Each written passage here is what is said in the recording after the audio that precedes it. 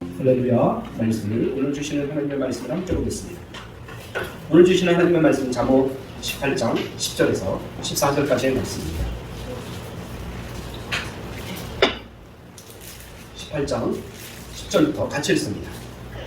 여호와의 이름은 견고한 망대라. 의인은 그리로 달려가서 안전함을 얻느니라. 부자의 재물은 그의 견고한 성이라. 그가 높은 성벽같이 여기느니라. 사람의 마음의 교만을 멸망의 선봉이요 겸손은 줄기에 길잡이니라. 사연을 듣기 전에 대답하는 자는 일어나여 욕을 당하느니라. 사람의 신령은 대병을 그리 이기려니와 신령이 사는 것을 누가 일으키겠느냐. 아멘. 하나님 아버지, 오늘 주님께서 우리에게 귀한 말씀을 주셨는데 잠언의 말씀입니다. 오늘 이 말씀을 우리에게 주시기는 주님의 이름은 견고한 망대라고 했습니다. 어려울 때도 달려가서 쉼을 얻기도 하고 힘들고 괴롭고 아버지 악한 사탄으로부터 우리가 공격을 받을 때도 힘들고 어려우면 망대로 올라가서 아버지 이곳을 바라보며 악하고 더러운 것과 싸워서 이길 수 있는 믿음을 주시는 그야말로 우리의 망대가 되신 우리 하나님 아버지, 오늘도 우리에게 오셔서 우리를 위로해 주시고 새 힘을 주시고 새 능력을 주시었고 이 아픔으로부터 고침받게 하여 주옵소서. 영이 고침받게 하시고 육신이 고침받게 하여 주셨고 하나님 안에서 오늘도 승리하는 귀한 믿음의 시간이 되게 하여 주옵소서. 예수님의 이름으로 기도합니다. 아멘. 오늘은 믿는 자에게 주시는 은혜라는 제목으로 함께 말씀의 떡을 드리려 합니다. 여러분, 사람들마다 별명이 있어요. 별명. 여러분의 별명은 뭡니까? 여러분 별명은 뭐예요? 때로는요, 이 별명이 내가 정말 듣기 싫은 별명일 수도 있고요. 어떨 때는 나는 이런 별명으로 불러줘, 이런 사람도 있어요. 성경에도 보면요, 야고보와 요한이 별명이 있었어요. 어떤 별명이에요? 어떤 별명입니까? 우레의 아들, 그죠? 우레의 아들. 얼마나 성질이 불같은지 우레의 아들. 그런데 나중에 그 별명이 바뀌죠. 네. 사랑의 사도. 사랑의 사도로 바뀌었어요. 베드로도 별명이 있었잖아요. 베드로. 사실 베드로가 진짜 이름이 아니죠. 시몬. 흔들리는 갈대였잖아요. 근데 하나님께서 별명을 지어주셨어요. 어떤 별명입니까? 베드로. 베드로는 무슨 뜻입니까? 반석. 흔들리지 않는 귀한 믿음을 가진 사람으로 이렇게 바꿔줬어요. 여러분, 하나님을 믿는 사람들은요, 별명이 있어요. 별명. 예수 믿는 사람. 또 예수를 믿는 믿음. 그 믿음 뒤에는요, 별명이 있다는 거예요. 별명. 어떤 사람은요, 평신도인데 목사님 얼마나 열심히 하나님을 믿고 회사에서도 직장에서도 신앙생활을 잘하는지 그 사람만 오면 야, 목사님 온다. 목사도 아닌데 목사님 온다. 우리 규진이가 설교도 잘하고 중학교 다닐 때 막 집에서 설교도 잘하고 그랬는데 요즘 어떤지 모르겠어요. 요즘도 가끔 집에서 좀 설교 좀 했으면 좋겠어요. 말씀드리고 그래요. 그래갖고 우리 규진이가 어느 목사님들이 이렇게 오면 사인도 갖고 그랬어요. 드럼 치고 막 그랬는데 요즘 드럼도 한 번만 치고 그래서 드럼 좀 쳤으면 좋겠다 그런 생각이 드는데 어쨌든 뭐 목사님들 오시면 선교사님들 오시면 오는 분마다 사인을 다 받아갖고 기록하고 있었는데 그 믿음을 계속해서 이어나갔으면 좋겠습니다. 그래요. 예수를 믿는 우리가 감사하다라고 할 때 믿지 않는 사람들은 어떻습니까? 감사는 무슨 그래요. 하나님을 믿는 사람들은요, 무슨 일이 있어도 감사합니다. 감사 박사야. 그런데 하나님을 믿지 않는 사람들은 어때요? 돈 줘도 감사하다고 그러잖아요. 한 달 동안 열심히 일해서 우리가 월급 받잖아요. 사실 월급 받는 사람들은 월급 때문에 직장 다니잖아요. 사실 월급 받을 때 되면 기다려지잖아요. 그래서 월급쟁이라고 해요. 어떤 사람은 월급쟁이. 그런데 하나님 믿지 않는 사람들은 내가 당연히 일해서 받는 돈이지 감사하다고 생각하잖아요. 그러나 하나님 믿는 사람들은 당연한 걸 받는데도 감사드린다. 그러니까 감사쟁이가 되는 거예요. 또 어떤 사람은 하나님 앞에 열심히 갖다 바쳐요. 한 달 동안 열심히 일해서 얼마를 갖다 바쳐요? 10분의 1을 갖다 바치잖아요. 근데 세상 사람들은 뭐라고 해요? 아이고, 이런 세금이 세상에 어디 있어?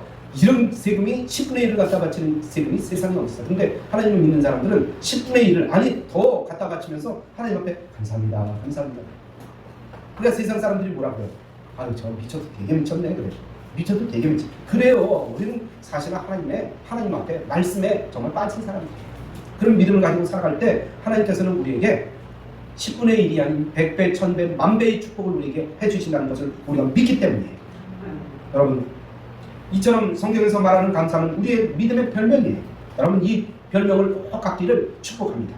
충성도 마찬가지입니다. 하나님께 충성하는 것은 믿지 않는 사람들로서는 절대로 할 수 없는 일이에요.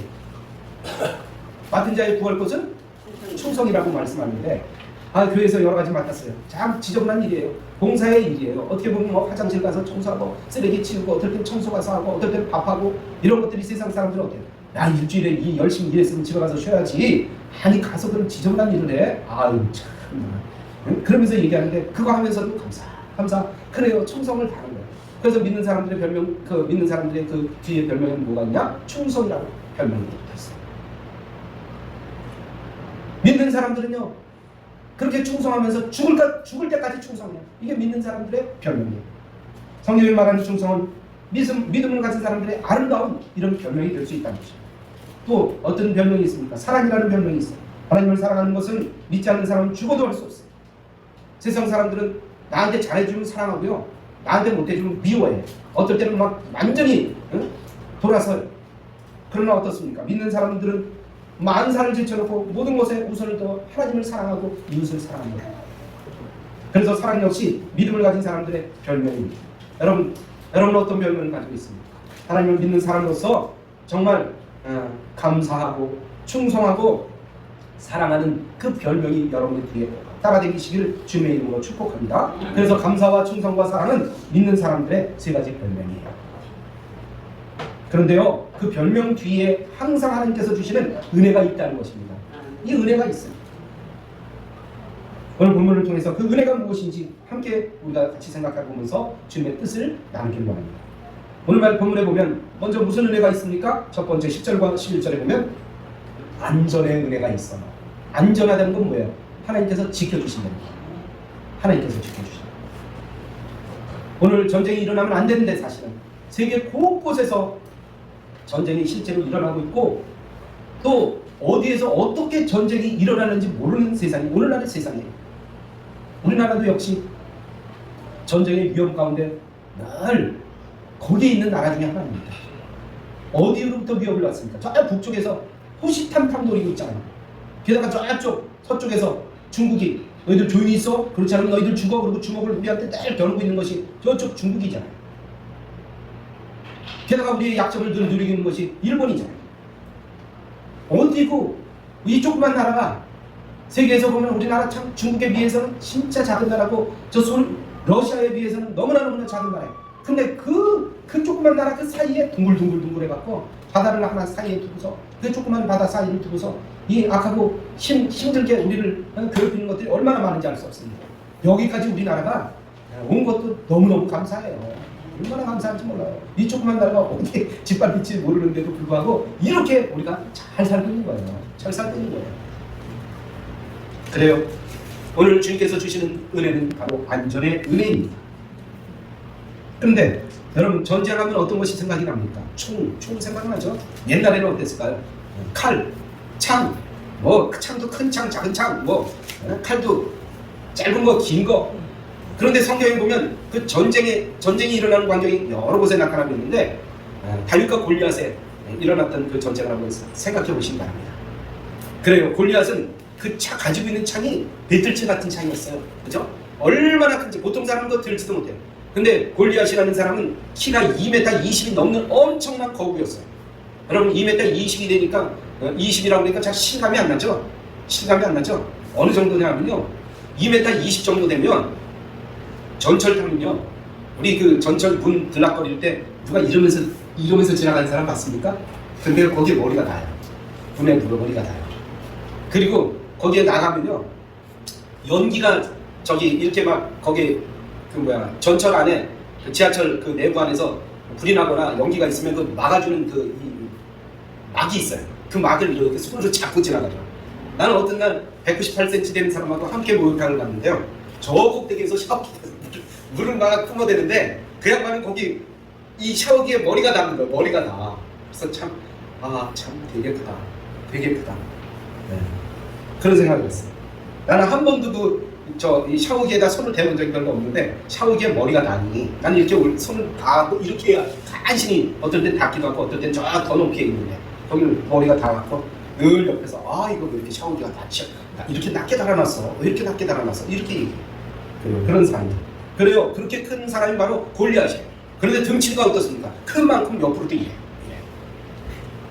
그런데 다윗과 골리앗이 싸울 때 보니까 골리앗 앞에 골리앗을 지켜주는 사람이 있어요. 그 사람은 뭐라고 그러죠? 방패장이라고. 방패장. 어디 가면 전쟁터에 보면 그 장군, 앞서 나가는 장군을 보호하기 위해서 방패자기가 그 장군 앞에 가서 이렇게 방패를 들고 있습니다.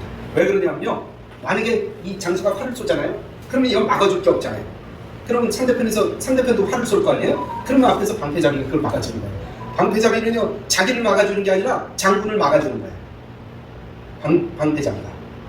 그래서 골리앗 앞에도 방패자기가 있어요. 근데 그날 그렇게 소리치던 이 골리앗 앞에 누가 달려갑니까? 다윗이 달려가는 거예요. 뭘 갖고 달려갑니까? 물맷돌을 하나 갖고 달려가는 거예요. 5개는 호주머니 들고 1개는 이게 쫙. 그러면 골리앗 앞에 누가 서 있다고요? 방패자기가 다 있어요. 근데 너무 골리앗이 다윗을 우습게 여겼다는 거예요. 저까지 게 어린아이 같은데, 하룻강아지 같은데 와서 나를 어떻게 할 거야? 그런데 방패자기도 방심했어요. 이 물맷돌이 날아오면 누가 막아줘야 됩니까? 방패자기가 막아줘야 돼요. 왜냐하면 이 골리앗을 여차하면 이 배틀째가 툭툭 이끌려야 되기 때문에 방패 한쪽에 들고 이거 이렇게 할 수 있으니까. 그러니까 그렇게 하고 있는데 순식간에 와서 이 물맷돌이 골리앗의 이마와 정수리에 여기 딱 박혀버린 거예요. 얼마나 셌습니까? 그래요. 골리앗은요, 이 배틀체 같은 이 찬이 자기를 지켜줄 줄 알았어요. 또 여차하면 방패자기가 앞에서 골리앗을 지켜줄 줄 알았어요. 그런데 다윗은 어떻습니까? 다윗은 그냥 맨몸으로 나갔어요. 키가 아주 작고 어리니까 사실 사울이 야, 내 갑옷 입고 나가 그랬는데 그 갑옷을 입어보니까 도저히 맞지가 않는 거예요. 너무 커서. 그러니까 그것도 다 벗어버리고 그냥 평상시에 입었던 옷 그거 하고 이거 뭐예요 이거? 이거 물맷 던지는 물맷돌 그거만 갖고 달려나갔단 말이에요. 지켜주는 사람이 없었어요. 누가 활을 쏘거나 창을 던지거나 그래도 막아줄 사람이 없었단 말이에요. 그런데 누가 지켜주셨어요? 하나님이 지켜주셨어요. 하나님이 지켜주셨어요. 배틀체가 지켜준 것이 아니라 방패자비가 지켜준 것이 아니라 하나님께서 지켜주셨어요. 하나님께서 다윗의 안전을 보장해 주셨습니다. 왜냐? 하나님 안에 안전이 있었다는 얘기예요. 안전의 은혜가 있었다는 얘기입니다. 여러분, 오늘날 어떻습니까? 과학기술이 발달됐잖아요. 그래서요, 어느 엄청난 집 같으니 곳곳에 뭐가 달려있어요? CCTV가 달려있어요. 네? 우리나라도 곳곳에 그 CCTV가 달려있어서 뭐 범죄하면 그 CCTV만 다 연결해서 보면 범인을 금세 잡아내는 거예요. 옛날 우리 어렸을 때는요, 부잣집 옆에 가면 꼭 철조망이 쳐져 있었어요. 게다가 그 담 위에 보면 유리를 깨뜨려갖고 뭐 거기 넘어오지 말라고 유리를 갖다 그 세면 그 안에다가 막 꽂아놨어요. 누가 올라오지 못하게. 그래요. 이렇게 이 과학이 발달됨에 따라 악하고 더러운 것들이 쳐들어오지 못하도록 나를 안전하게 지켜줄 수 있도록 별 아주 그 기구들을 설치해 놓는지 모릅니다. 그럼에도 불구하고 안전하지 않다는 거예요. 안전하지 않다는 거예요. 자동차 몰고 가는데도 우리 어떻습니까? 사고라면 앞에서 그 운전대 앞에서 뭐가 터지죠? 에어백이 터져요. 에어백이. 그래갖고 사람을 지켜줘요. 그럼에도 불구하고 사고가 나면 사람들이 죽는다는 거예요. 앞에만 터집니까? 요즘은 또 좋은 차는 옆에도 터져요. 그럼에도 불구하고 큰 사고가 일어나면 안전하지 않다는 거예요. 오늘 우리의 안전은 누가 지켜주세요? 우리 하나님께서 지켜주신다는 거예요. 오늘 본문 18장 10절로 11절을 보면 여호와의 이름은 별명이 있는데 뭐라고요? 견고한 망대라고 했어요.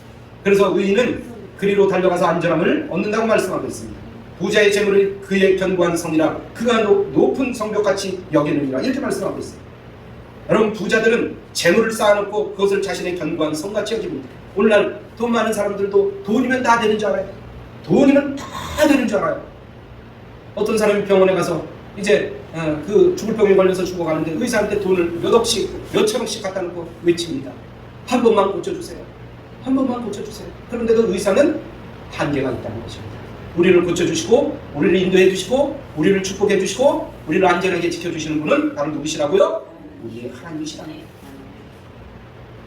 아무도 모든 것을 보장해 주지 않는다는 것입니다. 여러분, 지혜의 왕 솔로몬은 우리의 안전을 보장해 주는 것은 돈이 아니라 견고한 망대이신 하나님이라고 말씀하고 있습니다.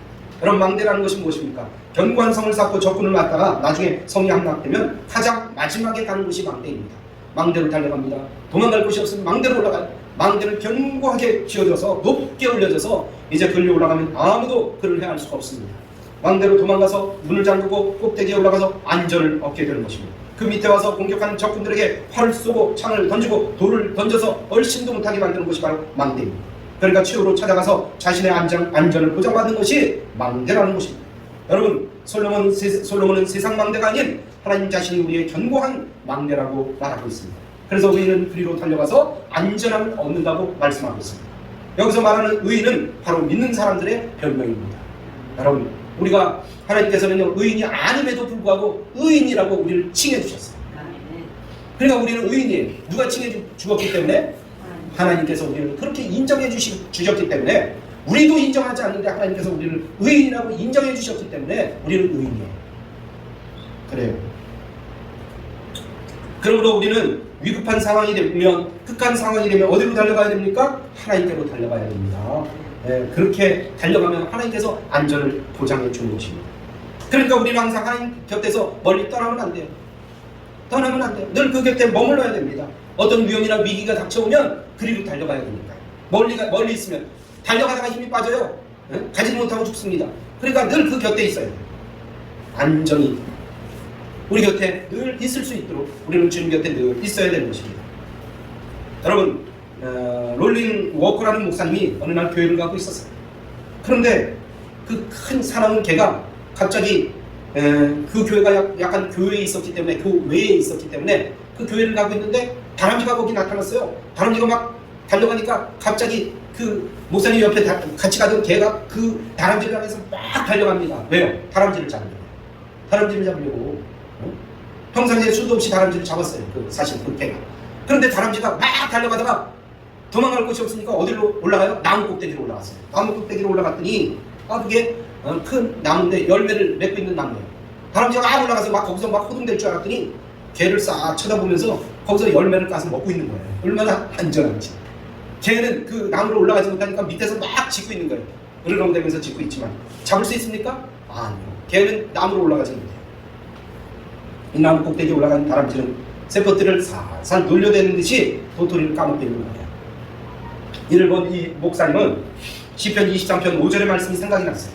주께서 내 원수의 목전에서 내게 상을 베푸시고 기름으로 내 머리에 바르셨으니 내 잔이 넘치나이다. 기름으로 내 머리에 부으셨으니 시편 23편 5절의 말씀. 자, 생각나서 그 말씀을 마음속에 외웠습니다. 여러분, 다람쥐는 죽을 처지에서 나무에 올라감으로 안전을 얻었어요. 그리고 먹을 것도 얻었습니다. 그리고 오히려 개를 살살 놀려가면서 그 위에서 이 도토리를 먹게 됩니다. 여러분, 하나님께서도 역시 마찬가지입니다. 우리 사람들이 내 인생이 이제 끝이구나, 내 인생 끝이에요. 동으로 가도 안 되고 서로 가도 안 되고 남으로 가도 안 되고 북으로 가도 안 되고 사방이 다 막혔네. 세상 사람들은 그때 뭐합니까? 아이고, 이제 죽었구나, 죽을 일밖에 없구나. 그런데 우리는 길이 또 있어요. 어떤 길입니까? 하늘길이 있는 거예요. 하늘길. 다람쥐가 위로 올라갔듯이 우리는 하나님께로 올라가면 되는 거예요. 할렐루야. 아멘. 세상 사람들은 4가지 방법밖에 없지만 우리는 5가지 방법이 있습니다. 하나님께로 올라가는 방법이 있다는 사실을 늘 기억하시기 바랍니다. 아멘. 끝이구나, 나 인생 이제 갈 곳이 없구나. 아니요, 갈 곳이 있어요. 하나님께로 가면 더 아름다운 복을 주시고 더 큰 복을 주시고 더 멋진 길을 열어주신다는 사실을 기억하시기 바랍니다. 두 번째로는요, 존귀하게 하는 은혜를 우리에게 주셨다는 거예요. 12절과 13절에 보면 존귀하게 우리를 해주시는 은혜를 우리에게 주셨다는 거예요. 베드로전서 5장 5절에 보면 주님께서는 교만한 자를 대적하신다고 말씀하고 있습니다. 이런 말씀을 통해서 교만에 대한 하나님의 태도를 보여주시고, 하나님은 교만을 싫어하셔요. 교만을 싫어하셔요. 하나님께서는 교만한 자를 절대로 그냥 보지 못하고 넘기시지 않는다는 것입니다. 이 말씀이 뭡니까? 교만한 자를 하나님께서는 대적하시는데 또 꼭 원수같이 처리하신다는 거예요. 그러니 교만한 사람이 망하는 것은 시간 문제입니다. 그러니 우리는 늘 믿는 자로서 겸손해야 될 것입니다. 그리고 베드로전서 5절 6절에 보면 겸손한 자에게는 은혜를 주시느니라. 그러므로 하나님의 능하신 손 아래서 겸손하라. 때가 되면 너를 높인다고 말씀하고 있습니다. 오늘날 역시 하나님께서 높여주시는데 누가 막을 수가 있습니다. 여러분, 하나님께서 베풀어 주시고 하나님께서 길을 열어주시는데 누가 그것을 막을 수가 있어요? 때로는요, 잘 될 것 같은데 하나님이 막으시면 그 막는 것을 누가 뚫고 나갈 수 있겠습니까?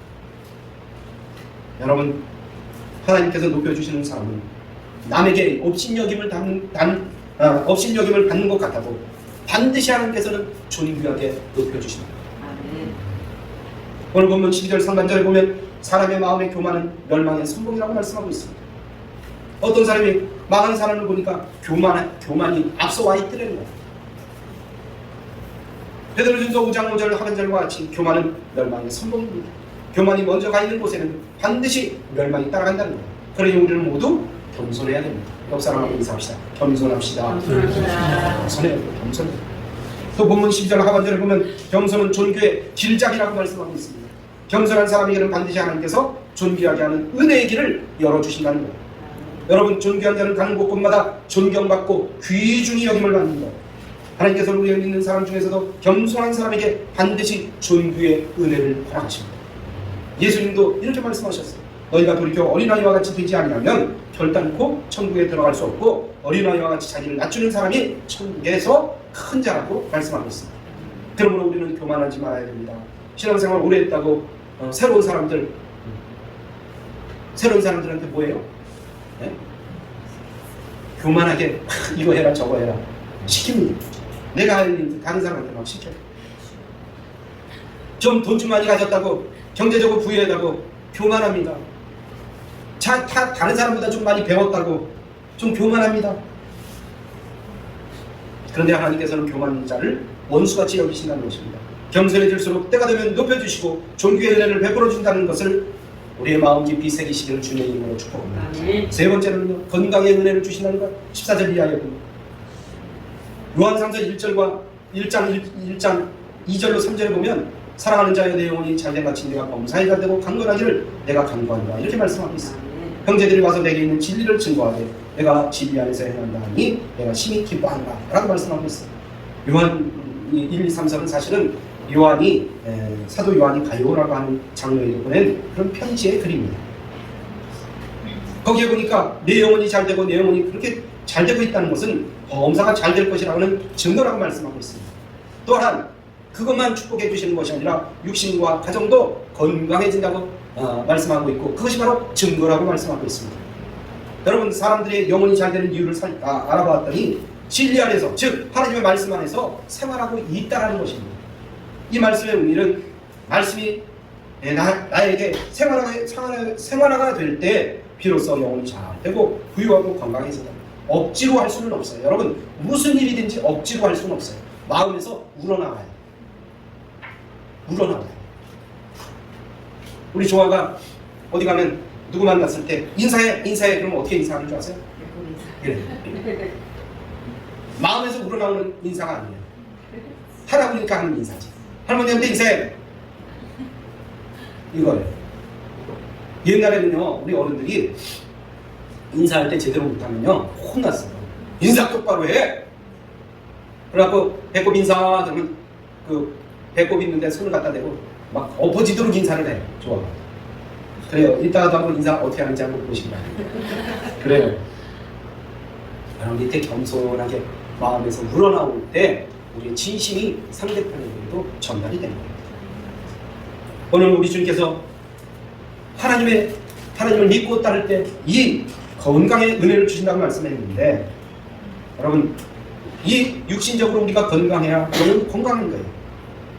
영혼이 건강해야 범사가 잘 되고 육신도 가정도 생활도 건강해진다는 거예요. 그런데 먼저 무엇이 건강해야 된다고요? 영혼이 건강해야 된다. 마음이 건강해야 된다는 거예요. 여러분, 요즘 세상에 보면요, 몸은 건강한 것 같은데 마음이 건강하지 않은 사람들이 많아요. 생각이 건강하지 않은 사람들이 많다는 거예요. 참 마음이 아파요. 네. 그런 분들은 다 교회 나와서 하나님의 은혜 받고 다 고침받아요. 할렐루야. 네. 고침받아야 돼요. 여러분, 하나님 앞에 나와서 은혜를 받는 중에 가장 최고의 은혜가 무슨 은혜입니까? 바로 말씀의 은혜. 말씀을 들을 때마다 기쁨이 있는 거예요. 말씀의 은혜가 넘치면 말씀을 읽는데도 막 그 말씀이 달대요. 달아서 막 쏙쏙 들어옵니다. 재미가 있어요. 말씀을 읽는데 재미가 있어요. 시간 가는 줄 모르고 막 읽어요. 귀에 쏙쏙 들어옵니다. 제가 머리 깎으러 가는 데가 두산 미용실인데요. 그 미용사가 제가 머리를 깎으면요, 이번 주에는 목사님 로마서 8장을 다 외웠습니다. 그리고 머리를 깎으면서 뒤에서 로마서 8장을 외우는 거예요. 와, 그래서 그 내가 회개했다니까요. 미용사가 외워요. 뒤에서 머리 깎으면서 외워요. 여러분 어떠십니까? 은혜가 넘치니까 재밌대요. 말씀 외우는 게 재밌대요. 말씀이 그 말씀이 뭐 불성이처럼 뭐 머릿속에 들어온다는 거예요. 그러면서 살살 웃으면서 머리 깎으면서 그 로마서 지난번에 갔더니 로마서 8장을 막 1절부터 다 외우는 거예요. 은혜 받으니까 즐거워요. 말씀 듣는 게 즐거워요. 목사님 말씀 듣는 게 즐거워요. 목사님 말씀 듣는 게 즐겁지 않으면 어떻습니까? 시계만 언제 끝나지? 여러분 은혜를 받으시기 바랍니다. 여러분 이 믿음은요 지식이 아니에요. 믿음이에요. 믿음입니다. 그래서 말씀의 은혜에서 한 걸음 더 나아가 행동으로 옮길 때 영원히 잘 되는 것입니다. 이 은혜가 체험의 은혜예요. 우리는 말씀을 보거나 들을 때마다 진리를 깨우치고 이제는 내가 이대로 해야지 라고 다짐을 합니다. 그리고 말씀대로 사니까 된다는 것을 체험하게 된다는 거예요. 이것이 진리 안에서 행해지는 것입니다. 이것이 오늘 가이오의 믿음입니다. 장로 가이오의 믿음. 가이오의 믿음은 말씀에 청종하는 믿음입니다. 이것이 바로 온전한 신앙생활이에요. 신앙은 지식이 아닙니다. 믿음은 생활입니다. 이렇게 체험적인 신앙이 있을 때 영혼이 잘 되고 몸도 건강해지는 것입니다. 오늘 우리 모두가 건강해지기를 주님의 이름으로 축복합니다. 14절 말씀에서 사람의 심령은 그 병을 능히 이기려니와 심령이 상하면 그것을 누가 일으키겠느냐? 일으킬 수 없다는 거예요. 심령이 상하면 모든 걸 일으킬 수 없다는 말씀입니다. 여기서 사람의 심령은 병을 능히 이긴다고 말씀하고 있습니다. 여기서 심령이라고 하는 것은 건강한 심령, 즉 마음을 이야기하는 것입니다. 내 심령이 은혜를 받아서 건강하게 되면 육신은 얼마든지 그 병에서 거뜬하게 일어날 수 있다는 것입니다. 우리의 가정 누구도 병들면 사실 큰일입니다. 내 가정에 내 주변에 아픈 사람이 있으면 그것만큼 어려운 일이 없어요. 그러나 여러분 심령이 건강해지면 그걸 뚫고 일어날 수 있다는 것입니다. 사업 역시 마찬가지 아닙니까? 사업이 병들면 망하는 거예요. 사업하는 사람의 영혼이 은혜로 말미암아 부여해지고 강건해지면 사업도 거뜬하게 일어나게 됩니다. 그런데 영혼이 병들어 쓰러지면 누가 그 영혼을 일으켜 세울 수 있겠단 말입니다. 그럴 때에는 말씀의 은혜를 받고 하나님을 만나 체험해야만 영혼이 소생하고 회복되고 부유해진다는 것입니다. 우리 영혼이 건강해야만 우리의 생활과 살림과 육신까지 건강해진다는 사실을 우리는 반드시 기억해야 될 것입니다. 오늘 역시 마찬가지입니다. 우리가 체험적인 은혜를 받아 영혼이 건강해지고 강건해지고 부여해지면 만사가 형통합니다. 다른 것이 아니에요. 마음이 건강해지고 마음에 기쁨이 있으면요 거칠 것이 없어져요. 아무리 힘든 일이 있어도요 어렵다고 느끼지 않아요. 뚫고 나가려고 하는 믿음이 더 강건해집니다. 더 힘있게 생깁니다. 그러므로 우리 모두 영혼이 잘 되므로 만사의 건강의 은혜가 있기를 영육 모두가 건강의 축복이 있기를 간절히 축원합니다. 결론의 말씀을 드립니다. 하나님께서 우리 믿는 자에게 주시는 은혜는 안전의 은혜입니다. 어딜 가든지 안전하게 지켜주시고 또한 하나님이 약속하신 은혜는 우리를 존귀케 하시는 은혜입니다. 교만하지 않고 겸손할수록 하나님께서는 때가 되면 높여주시고 우리를 존귀케 하십니다. 그 사실을 믿고 그대로 살아 귀한 열매를 풍성히 거두기를 축복합니다. 세 번째는 건강의 은혜입니다. 믿는 우리는 말씀의 은혜, 체험의 은혜로 말미암아서 영혼이 먼저 잘 되어야 됩니다. 그리하면 육신도 건강해지고 가정도 건강해지고 사업도 건강해지고 생활도 건강해집니다. 왜냐하면 하나님께서 이 은혜를 주시기 때문입니다. 이 모든 은혜가 우리의 것이 되기를 주님의 이름으로 축원합니다. 할렐루야. 이 말씀 생각하면서 하나님 앞에 간절한 마음으로 기도하는 시간 같습니다.